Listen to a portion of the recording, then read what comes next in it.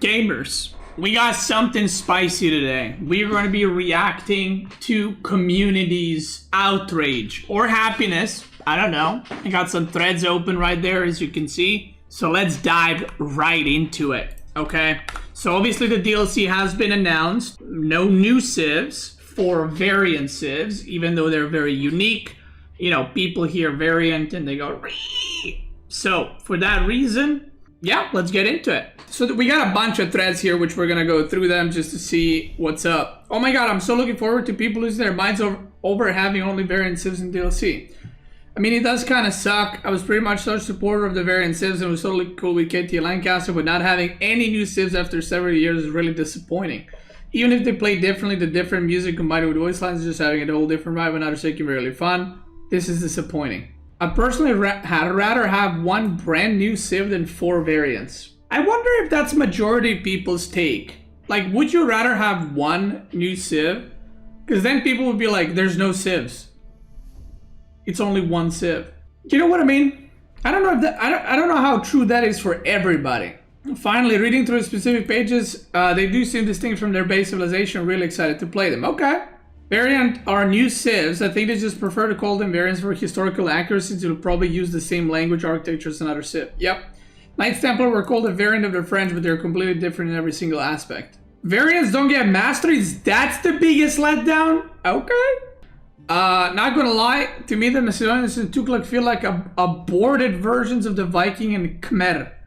As in, they didn't want to go the whole way with making all the assets with the civs, so just made them a variant instead. These variants all look fine and dandy. And I'm sure will be fun to play, but it's very disappointing that there's no fully new civs. I mean, people just seem upset about the same thing over and over, which I get, okay? Like, I understand. Like, I've talked about this so many times. It's like, I feel like I'm just repeating myself, yapping. We would all prefer to have new civs, right? Original civ. There's not a single person that's like, yeah, man, I want variant over original. Everyone wants that. It's sad that we don't have new civs. I agree. We haven't had a new civ release since Biz in Japanese, right? Which was 2 years ago. That's very, very sad. But again, I always say this, it's not developers' fault. Developers are the guys that are making the game. Developers are the guys that are balancing the game, that are making sure these civs are fun and all. Everything in life comes down to money, guys. If Microsoft doesn't cash out the money for the new civs, there won't be new civs. And the last time I said this, that we should be happy we're even getting updates, people are like, yeah, but we shouldn't be, you know, we shouldn't be happy with that. We should riot and we should tell them how unhappy we are. I understand that completely, but you're yelling at wrong people, basically. You're barking under the wrong tree. Because people that you're yelling at have no influence of new civs coming out or variant civs.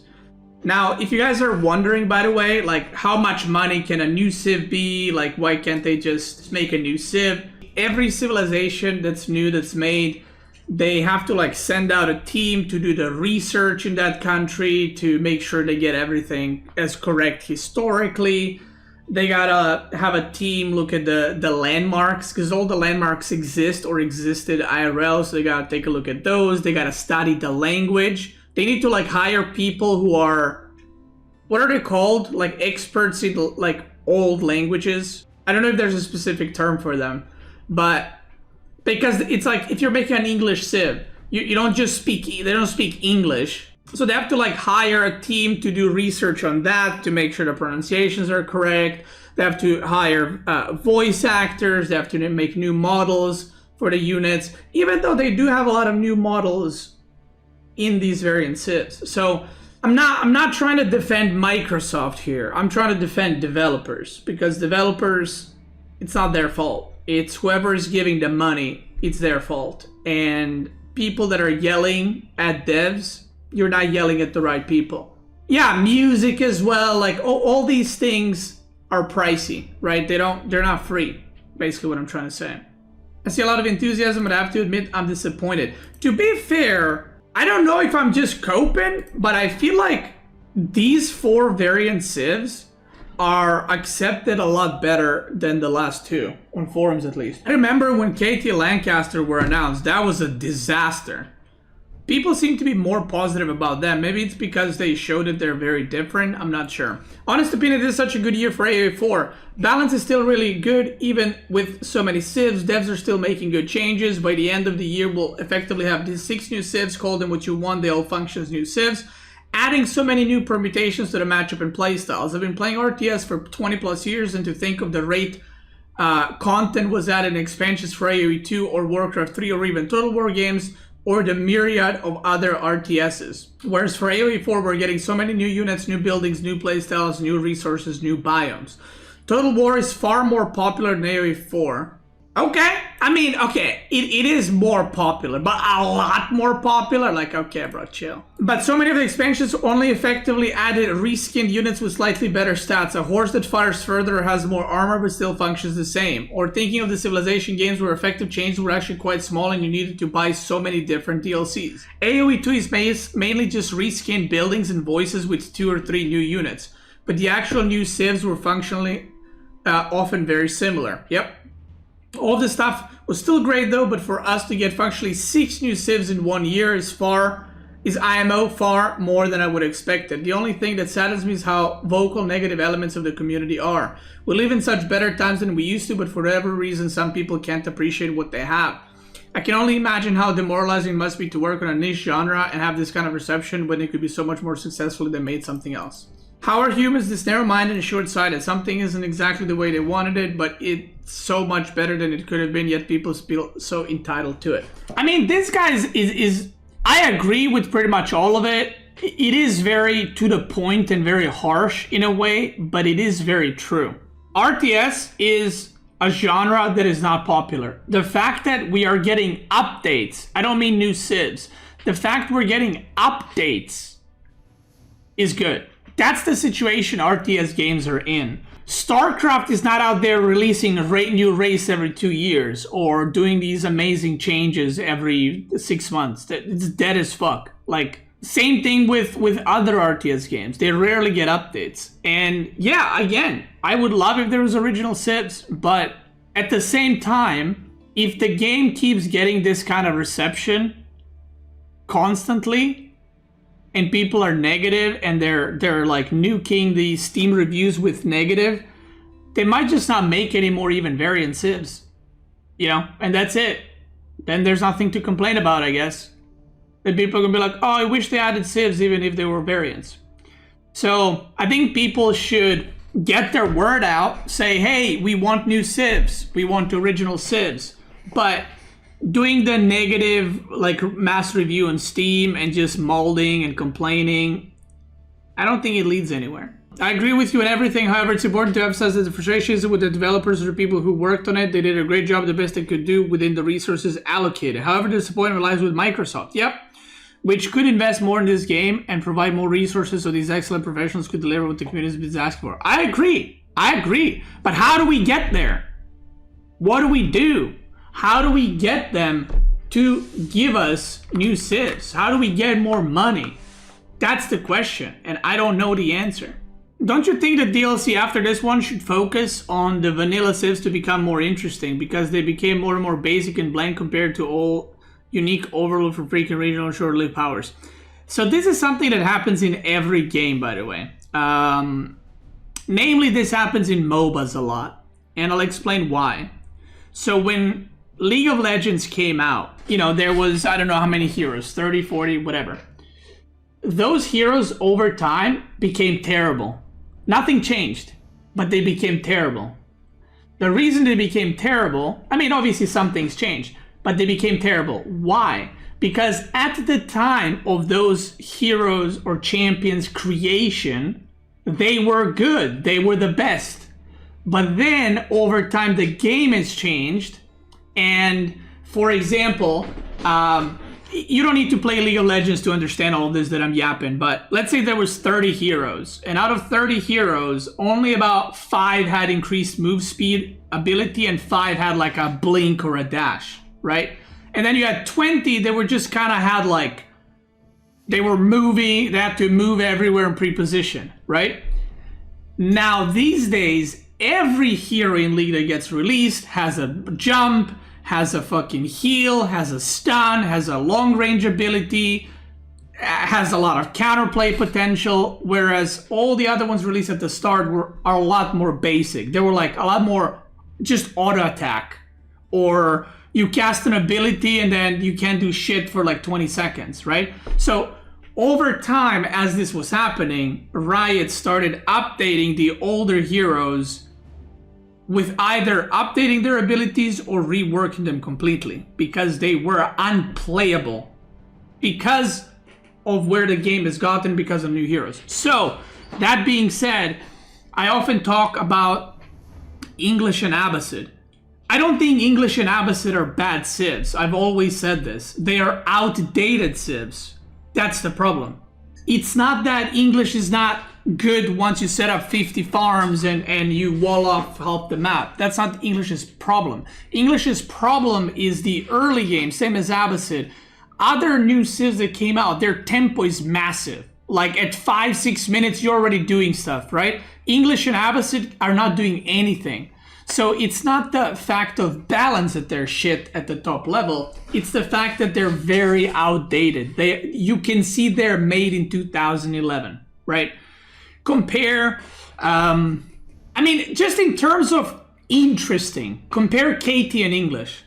In terms of strong, or in terms of what stuff you can do in the game and all the variety, compare Byzantine and English. Right? Byzantine has cisterns as a 5th resource. The landmarks are more interesting. There's mercenaries. English landmarks are boring. I don't know if you guys know this, but English is King's Palace. You guys know that landmark that nobody builds? You guys know that landmark? H3 landmark? You guys know the Council Hall landmark? Those landmarks were one of the strongest landmarks in the game. They didn't get nerfed. Council Hall was considered the best landmark in a release of the game. King's Palace was considered crazy good because you get a TC, you age up and you get a TC? Holy shit. Now those are the worst. Because again, compare Council Hall to Meditation Gardens. Compare Council Hall to Coca Storehouse. Is that what it's called? It's not even comparable. It's way better. Kura Storehouse. Yeah. Sorry, my bad. King's Palace. You don't even need to compare King's Palace to another civ. Compare it to White Tower. White Tower got buffed. It's way better. Right? But let's compare King's Palace these days to Byzantine Landmark, the big cock that produces units for free. Or the Japanese one that gives you Rishiras where you can put in 5 different things and you can get gold from it. Like, it's just... Now when you look at it, it's like, it's just a TC. That's it. You know? To answer your question, I hope that the devs look at the old civs and update them. Not buff them. Update them. Because this ain't it. This ain't it. Brown sheep. Oh yeah, this was the so there's gonna be brown sheep, guys, poggers. I mean, cool. I wish they did more stuff like this. Honestly, for me, if we have 4 variants, I kind of wish the amount of time, right, and effort and work hours, I kind of wish they cut out 1 variant civ and added like different types of berries and different colors of sheep and something else instead of deer, just to make the game look prettier, you know? Guys, before you get excited, it's just a variant sheep. They should add at least 1 black sheep. There are indeed also black sheep. This is a dev. Wait, so there's black sheep too? Can we get some poggers for the sheep? Base civs should be removed. The current way civs are marketed both misleading and is awful for advertising. The current response to the new expansion is a perfect example of that. The new variants are very distinct from the originals, but the fact that they're called variants leads people to believe they're mostly the same. We should just remove the idea of base civ. Every civ should be individual civ categorized by background.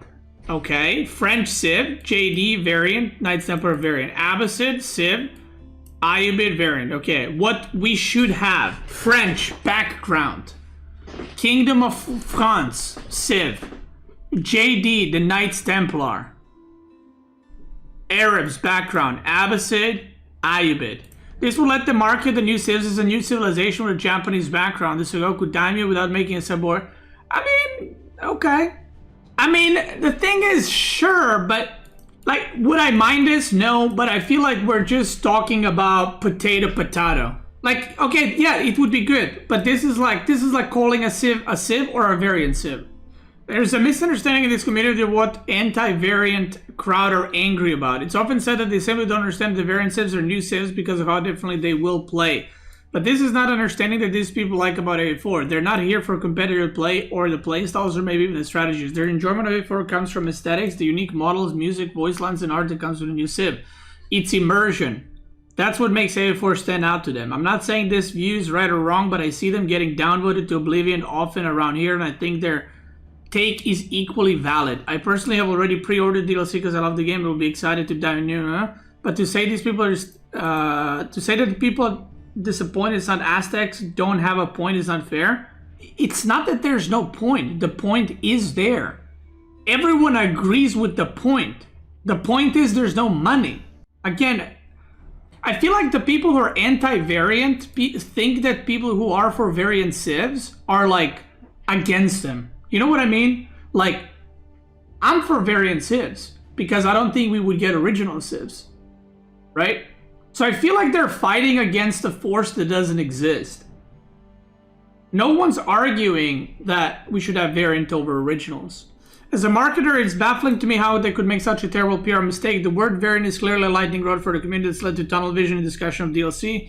And if they knew they were gonna release 6 variants this year, 0 unique civs, they were really setting themselves up for a failure. Especially since from the look of these new civs and based off how completely different Templars are from the French, they're asking a certain set of user base to ignore all the changes, focus on a few small details. If they know they don't have the budget for those things going forward, they should shift the discussion preemptively. Yeah. All right, next. Missed opportunity. Okay. I'm up for that. Bombardiero Elefanto. You know what I wonder, by the way? I just thought of this. Are Byzantines going to get any of the mercenaries from the new civs? Oh, these are the new berries, right? Oh yeah, berries seem to be replaced by cactus in his biome. Yeah, okay, yeah. Actually, it's cacti. Like, I personally love this. Yo, look at that. That's fucking cool. Fucking love that, mate. Okay. Whoever guesses first gets absolutely nothing. Black sheep wall. Do you guys know where that's from? That's old. That is old. That's from StarCraft 1. That's a cheat code for StarCraft 1. Black sheep wall.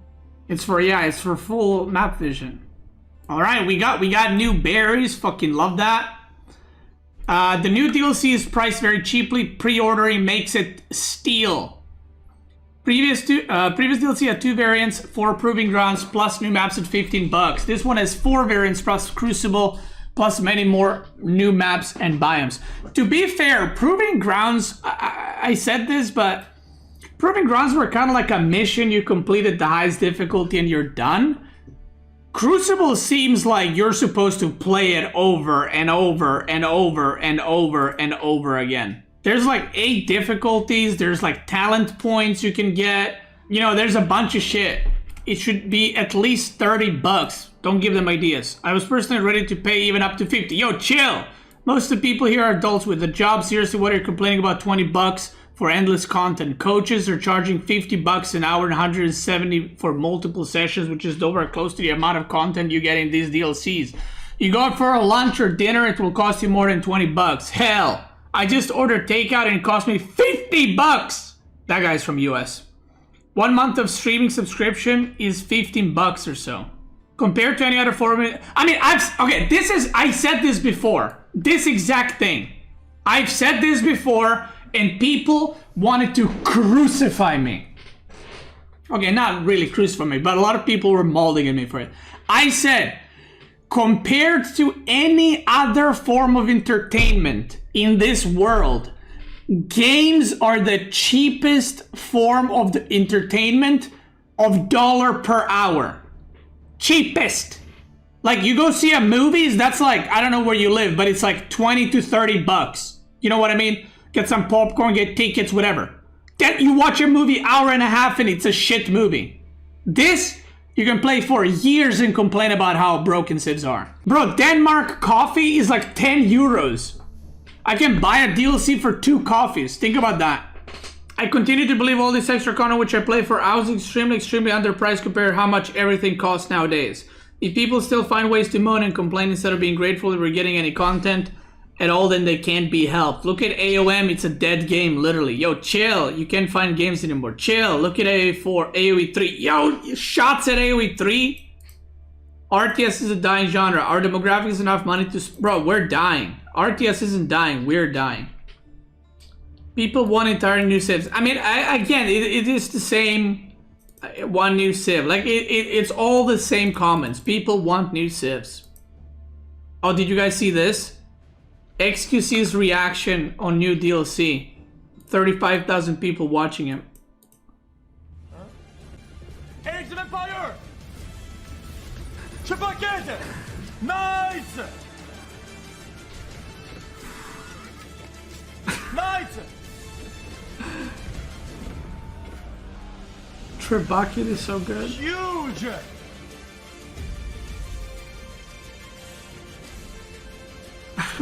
Yo, please, all the control players, please log in. Please log in. Free rating on the ladder. Chat, what is the counter to mass elephants? We can begin. They did play against a guy who had like 25 elephants. I couldn't do anything. Expansion for Kingdom. He generally loves the game. It's actually so nice to see. No doubt he will go back to it as soon as the DLC releases. Too bad opening night AOE4 trailer barely shows any new content. Yep. Okay, the reveal felt a little bit, the more, but holy shit, the more I read, the hype I get. Okay, so people are hyped. Okay, I'm not gonna go through all the threads again. But that's it, guys. People overall, I would say, compared to the last DLC, the reception was a disaster. People were extremely upset because it was only... I think the people were upset. It was a mix of only 2 civs. They were both variants and the price point. This time around, people are like, yeah, I wish we got new civs, but we get 4 civs and a new mode that seems to have replayability. The price point is a lot better.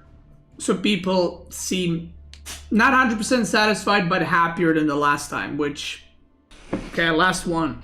Unpopular opinion, is this the most disappointing DLC so far? I'm one of the biggest AOE4 supporters. I've been playing it over 3 years and have introduced many of my friends to the game. Thanks to me, Microsoft probably gained around 10 new players. I also enjoyed both previous DLCs and played them religiously. However, this last DLC feels extremely disappointing to me because it skips a feature that was standard in its predecessors. It lacks any French variant. French variants has always been a hallmark of every new DLC, both in Sultan's Ascent and Knights of the Cross and Roses. They're vital for gameplay. Both variants are by far the most well executed and balanced civs in the game, offering French mains a much needed variety of civilization. Yet, this time Microsoft seems unwilling to uphold its established promise and is abandoning the golden standard of its DLCs. For me, this is truly shameful and I cannot recommend this subpar DLC. Might even consider quitting the game altogether. But all is not lost. Perhaps this thread can help Microsoft see their mistake and add a 5th civilization, a French variant. Philip IV of France would be an amazing addition. Please help me voice the opinion, my opinion to Microsoft. Let's save this DLC before it damages our beloved game. Alright. Love that. But that's it. We're excited, or I'm excited about DLC. I'm excited even more about the Crucible mode. Hopefully they do well with it, and hopefully one day there will be co-op. Maybe that day ain't in 3 months, but hopefully one day.